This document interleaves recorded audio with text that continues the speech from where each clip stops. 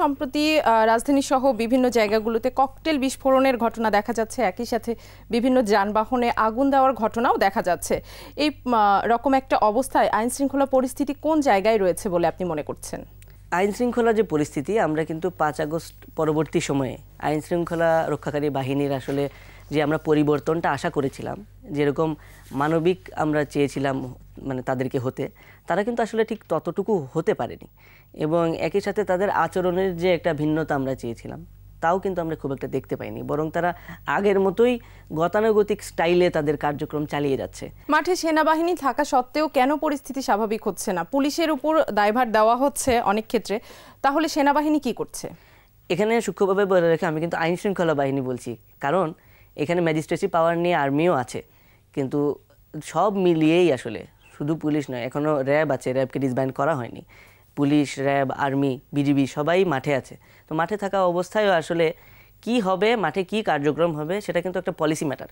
এই পলিসি ম্যাটারে আসলে কতটুকু সিদ্ধান্ত আসলে সেন্সিবলি নেওয়া হচ্ছে, লজিক্যালি নেওয়া হচ্ছে, রিজনেবলি নেওয়া হচ্ছে, সেটা নিয়ে আমার সন্দেহ আছে। কারণ এটা যদি নেওয়াই হতো এবং একটা প্ল্যান থাকতো যে কিভাবে আমরা এই যে সহিংসতা করার চেষ্টা হয়তো ফ্যাসিবাদী শক্তিরা করবে, এবং যখন বাংলাদেশ একটা গণতন্ত্রের পথে উত্তরিত হচ্ছে তখন তারা বাধা বিঘ্ন সৃষ্টি করার চেষ্টা করবেই। তো তাদেরকে কিভাবে আরও দমিয়ে রাখা যায় এবং মানুষকে আরও উৎসাহিত করা যায়, যে যাতে করে সমাজ এবং রাষ্ট্রে আমরা একটা শৃঙ্খলা, একটা সুন্দর পরিবেশ আনতে পারি। তো সেসব জিনিস বাস্তবিকভাবে বাস্তবায়নের জন্য যেসব পলিসি ডিসিশনের দরকার ছিল, সেসব ক্ষেত্রে আসলে আমি অনেক উইকনেস দেখি। এগুলো তো আছে, একই সাথে বিভিন্ন জায়গায় আমরা দেখছি যে ছিনতাইয়ের ঘটনা বেড়ে যাচ্ছে এবং মানুষজন বলছে যে তারা বেরোতে ভয় পাচ্ছে।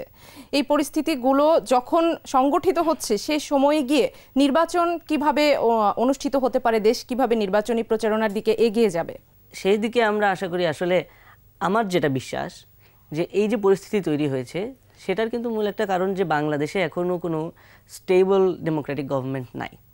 তো এখানে যদি একটা রাষ্ট্র পরিচালনার ক্ষেত্রে, সরকার পরিচালনার ক্ষেত্রে মানুষ একটা স্থিরতা দেখতে পারত এবং একটি কি বলবো, যে একটা রাস্তা দেখতে পারত যে রাষ্ট্র এই পথে যাচ্ছে, এবং একই সাথে আমাদের যারা বিদেশি মিত্ররা আছে তারা যদি দেখতে পারত যে বাংলাদেশ একটা সঠিক পথে যাচ্ছে, তাহলে আসলে আমাদের যে অর্থনৈতিক বিভিন্ন ধরনের সংকট তৈরি করে গেছে বিগত যে পতিত মানে ফ্যাসিবাদী সরকার, এই সব সংকট থেকেও কিন্তু বাংলাদেশ অনেক সহজে উত্তরণ করতে পারত। যদিও একটু সময় তো লাগবেই, কিন্তু বিভিন্ন পথ কিন্তু তৈরি হয়ে যেত। কিন্তু সেসব পথ তৈরির ক্ষেত্রেও আমরা কিন্তু দেখেছি যে বিভিন্ন ধরনের বাধা তৈরি হয়েছে। এবং একই সাথে ওই যে একটু আগেও বললাম যে বিভিন্ন পলিসি ডিসিশন আসলে কিসের বেসিসে নেওয়া হচ্ছে এবং জনকল্যাণের বেসিসে নেওয়া হচ্ছে কিনা, সেটির বিষয়ে আমার যেভাবে সন্দেহ আছে এবং জনসাধারণের মনেও কিন্তু সন্দেহ রয়েছে। এবং মাঠ পর্যায়ের যে বাস্তবায়নের যে চিত্র, সেটাও কিন্তু খুব একটা আশাব্যঞ্জক না। তো মানুষের মনে যে আসলে সংশয় এবং একটা সংকট আছে, সেটিরই কিন্তু বহিঃপ্রকাশ আমরা সমাজে দেখছি, রাষ্ট্রে দেখছি। দেখা গেছে যে একটা ঘটনা ঘটলে সেটাকে আসলে সবাই মিলে কিভাবে প্রতিহত করা যায় সেটা চিন্তা না করে, বরং সেটাতে আসলে সবাই আরও আতঙ্কিত হচ্ছে। তো এইসব বিষয়, এইসব বিশৃঙ্খলাকে আসলে আরও শক্ত হাতে দমন করলে, এবং আমি বিশ্বাস করি যদি একটা গণতান্ত্রিক সরকার বাংলাদেশে থাকতো, তখন কিন্তু এইসব বিষয়ে আরও পরিষ্কারভাবে এবং আরও শক্তভাবে ডিসিশন নিতে পারতো। এখন তো গণতান্ত্রিক সরকার নেই, কিন্তু এই সরকারের আন্ডারেই তো নির্বাচন ব্যবস্থার মাধ্যমে একটি গণতান্ত্রিক সরকারকে নিয়ে আসতে হবে।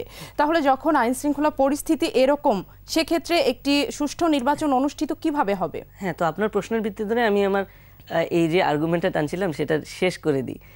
এক লাইনে বললে, এই যে আপনার গণতান্ত্রিক পথে বাংলাদেশের উত্তরণ নির্বাচনের মাধ্যমে, সেটি কিন্তু এই যে আইন শৃঙ্খলা বাহিনী মানে আইন শৃঙ্খলা পরিস্থিতির যে অবনতি, সেটিরও একটা উত্তর।